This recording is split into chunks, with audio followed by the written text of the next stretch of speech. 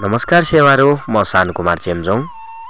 आज हामी मोरङ जिल्ला केराबारी गाउँपालिका वडा नम्बर 2 बिहिबारे बजारदेखि करिब 2 किलोमिटर दक्षिणतर्फ रहेको लिम्बुहरूको मुन्धुमी स्थल तिनचाने अथवा थालाजेपाको दृश्य देखाउन गइरहेका छौं। सोही स्थलको अनुगमन तथा अवलोकन गर्नको निम्ति आज हामी फाक्टाकु माभङ चेम्जोङ वंश उत्थान संघ धनकुटा जिल्लाका अध्यक्ष धनबहादुर चेम्जोङ, त्यसैगरी किरात याक्थुङ चुम्लुङ चौबिसेका सहसचिव बुलुन चेम्जोङ सहितको टोली उपस्थित भएका छौं। बिहिबारेदेखि लेटाङ जाने सडक छोडेर उकालो निस्किएपछि हामी थालाजेपा पुगेका छौं। सोही स्थलमा पुग्दा गएको वर्षहरूभन्दा यो पटक भने सरसफाइ गरेर चिटिक्क पारेको देख्न सकिन्छ। एक छेउमा हेर्दा परापूर्वकालमा यमानीले झर्के थालले हानेर 3 चिरा बनाएको ऐतिहासिक ढुङ्गा रहेको छ। त्यसैगरी अर्कोतिर राई जातिहरूले पूजा गर्ने देवीथान पनि रहेको छ। यस मुन्धुमी स्थल नजिक लिम्बू समुदायको बसोबास नभएकोले गर्दा राई जातिहरूले नै संरक्षण गर्दै आइरहेको पनि देख्न सकिन्छ। यो स्थल कसरी मुन्धुमी तथा ऐतिहासिक स्थल बन्न पुग्यो भन्ने विषयमा केही कुरा गर्न गइरहेको छु। साथमा हुनुहुन्छ राजारानी निवासी धनबहादुर लिम्बू। सेवारो मेन्छ। आज हामी केराबारी गाउँपालिका वडा नम्बर 2 स्थित यहाँ सोमबारेदेखि थोरै दक्षिण हैन हामी यहाँ तिनचाने भनेर भन्थ्यौं। अनि एक हिसाबले हामी ऐतिहासिक नाम चाहिँ खासमा यसलाई थालाजेपा भनेर भनिन्दो रहेछ। यो साँच्चै नै थालले काटेको जस्तो आकृति पनि देखिन सकिन्छ। यो संरचना यस्तै छ र खासमा यो तपाईले सुने अनुसार, तपाईलाई थाहा भए अनुसार चाहिँ कसरी चाहिँ यो कसले चाहिँ थालले काटेको अथवा थालाजेपा चाहिँ किन भयो भन्ने खालको एउटा अभिव्यक्तिमा तपाईको के आउँछ धारणा? अब यो सवालमा म चाहिँ थाक्टाकु माभङ चेम्जोङ वंश जिल्ला कार्य समितिको धनकुटा जिल्ला कार्य समितिको अध्यक्षको नाताले मैले सुनिरहेको कुरा चाहिँ के भने यहाँनेर यो ठाउँमा चाहिँ त्यो हाम्रो चेम्जोङ लादो चेम्जोङ वंशको माइला सादिहाङ पट्टिको एकजना हाम्रो बजु चेली अब यजुली येमा भनिन्छ लिम्बू भाषामा। उहाँ चाहिँ यो येमा उत्रिनु भएको थियो र उहाँ चाहिँ यता यो हाम्रो अहिलेको त्यतिखेरको सिंहदेवी पर्छ, अहिले चाहिँ अब केराबारी गाउँपालिका अन्तर्गत पर्छ यो फाक्चामारा भन्ने ठाउँमा चाहिँ लिङ्गमसँग उहाँको बिहे भएको थियो। लिङ्गम थर लिम्बू लिङ्गम थरसँग बिहे भएको थियो। उहाँ चाहिँ यमानी हुनुहुन्थ्यो।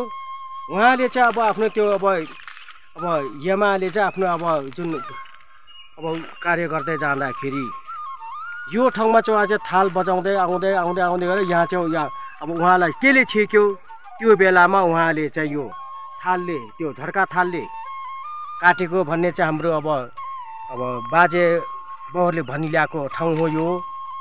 त्यो हिसाबले पनि हामी चेम्जोङ वंशले यो ठाउँलाई सम्झिरहेछौँ र हामी घरि यहाँ आउँछौँ पनि। र हामी यो चाहिँ अब हाम्रो चेम्जोङ वंशले चाहिँ अब हामीले सालैपछि एउटा चेम्जोङ पात्रो प्रकाशन गर्छौँ। त्यस हकमा चाहिँ हामीले 2078 सालमा ढुङ्गा जिल्लाले चेम्जोङ पात्रो प्रकाशन गर्दाखेरि पहिलोचोटि यो थालाचेप्पा यो तिनचाने भन्छौँ यसको चाहिँ अब फोटो हालेका थियौँ। र यसपालि पनि यो अब यो 2082 सालको नयाँ पात्रो चाहिँ हाम्रो यो चेम्जोङ वंश जिल्ला कार्य समिति धनकुटाले पात्रो अब निकाल्दैछौँ। त्यो हकमा चाहिँ अब त्यसमा चाहिँ हामीले अब यसको अब अहिलेको अपडेट फोटो के छ त अहिलेको यहाँ त्यो अवस्थिति अब अवलोकन गर्न यहाँ हामी आइपुगेका छौँ र त्यस अनुसारै हामीले चाहिँ यो यहाँनिर गरिरहेछौँ।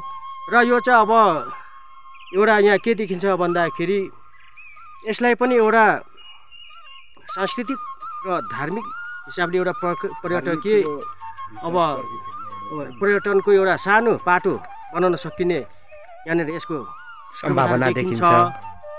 तर अहिले यहाँनिर यो आसपासमा चाहिँ हाम्रो अब चेम्जोङ बस्ती त यहाँ छँदै छैन। लिम्बू बस्ती केही टाढा भएको र यहाँ नजिकमा चाहिँ हाम्रो राई बस्ती भएको यहाँ देखिन्छ। र यहाँनिर उहाँले धन्यवाद दिनुपर्छ कि यहाँनिर उहाँहरूले जे केही त संरक्षण गर्नुभएको छ। यहाँनिर उहाँले पूजाआजा गर्नुभएको देखिन्छ। त्यो हिसाबले पनि उहाँहरू चाहिँ अब धन्यवाद भन्नुपर्छ हामीले। र अब उहाँहरूले पनि अब आफ्नो किसिमले अब एउटा सानो भए पनि अब केही गर्नुभएको छ। त्यसमा हामी चेम्जोङ वंशले पनि केही गर्नुपर्छ भन्ने चाहिँ अब हामी लागिरहेछ। यो हकमा चाहिँ हाम्रो चेम्जोङ वंश केन्द्रीय कार्य समितिको पनि ध्यान जाओस्।